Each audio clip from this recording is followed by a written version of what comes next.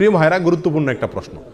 ইসলামী bank বলতে বাংলাদেশে এখন অনেকগুলো ইসলামী ব্যাংক আছে। এই ইসলামী ব্যাংকগুলোতে টাকা রেখে আমরা তার লভ্যাংশ ভোগ করতে পারবো কি না, এই বিষয়ে ওলামায়ে কেরামের একাধিক মত আছে। কিছু ওলামায়ে কেরামের গবেষণা অন্তে তারা বলেন যে ইসলামী ব্যাংকগুলো আমাদের দেশের পরিসরে কেন্দ্রীয় ব্যাংকের অধীনে থাকতে হয়, দেশের প্রচলিত নিয়মকানুন মেনে চলতে হয়, যার কারণে এবং অনেক ক্ষেত্রে সদিচ্ছার অভাব বা ঘাটতি থাকার কারণে পরিপূর্ণ ইসলামিক না। যেহেতু পরিপূর্ণ ইসলামিক না, অতএব সেখানে টাকা রেখে সেটার লভ্যাংশ খাওয়া জায়েজ হবে না। এটা হলো কিছু আলেমদের মত। এর বিপরীতে অন্য ওলামায়ে কেরাম বলেন, যেহেতু আমাদের সমস্ত ইসলামী ব্যাংকগুলোর শরিয়া বোর্ড আছে এবং সে শরিয়া বোর্ডে গ্রহণযোগ্য ওলামায়ে কেরাম বসে আছেন, তাদের দায়িত্ব হলো এটা ইসলামী পদ্ধতিতে চলছে কিনা মনিটরিং করা, পরামর্শ দেওয়া।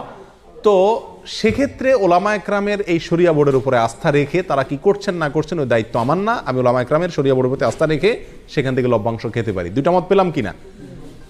এই দুই মতকে সমন্বয় করে একটা তৃতীয় মত দেই আমি আপনাদের। সেটা হলো ইসলামী ব্যাংকগুলোতে টাকা জমা রাখা এক জিনিস, আর সেখানে বিভিন্ন মেয়াদে কিস্তিতে টাকা রেখে লাভ খাওয়া আরেক জিনিস।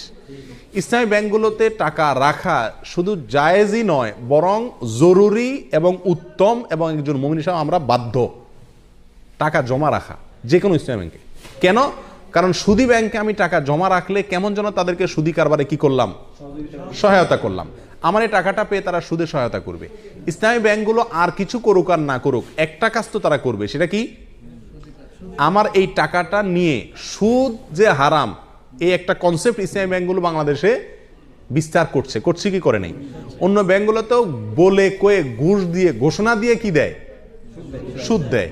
আর সুদ যে হারাম, এই কনসেপ্টটা ইসলামী ব্যাংকগুলো বাংলাদেশে একরকম প্রতিষ্ঠিত করছে। বাস্তবায়ন যাই হোক, এটা জানাইছে, এলেমটা তারা প্রচার করছে। স্বীকৃতি এবং স্লোগান হলো তারা সুদমুক্ত ব্যাংকিং চায়। অতএব তাদের কাছে টাকা রাখা আর সুদী ব্যাংকে টাকা রাখা বেশ কম আছে না নেই?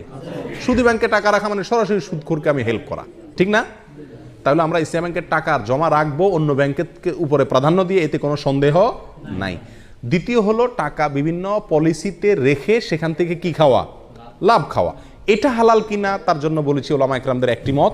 অনেকে বলেছেন যে এটা হালাল, কারণ এখানে শরিয়া বোর্ড আছে, ওনারা দেখছেন, আমার আর ভেতর দেখার দরকার নাই, বাকি দায়িত্ব তাদের, আল্লাহর কাছে তারা সব বিষয়ে তো আমি গভীরে যা দেখার দরকার নাই, জরুরি না।